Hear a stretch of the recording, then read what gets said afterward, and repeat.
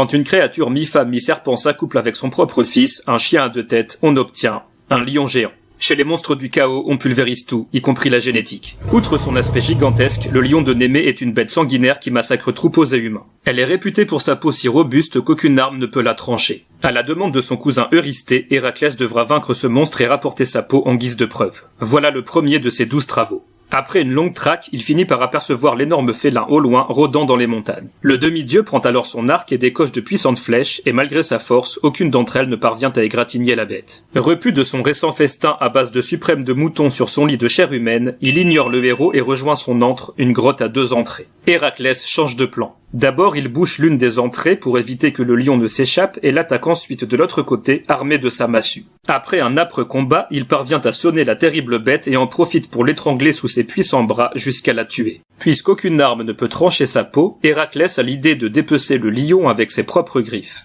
Voyant le héros arriver avec un trophée si imposant sur le corps, Eurysthée prend peur. Le roi décide alors de se faire construire une jarre en bronze pour s'y cacher au cas où son robuste cousin s'en prendrait à lui un jour, et pour ses prochains travaux, Héraclès devra présenter son butin à l'extérieur du palais.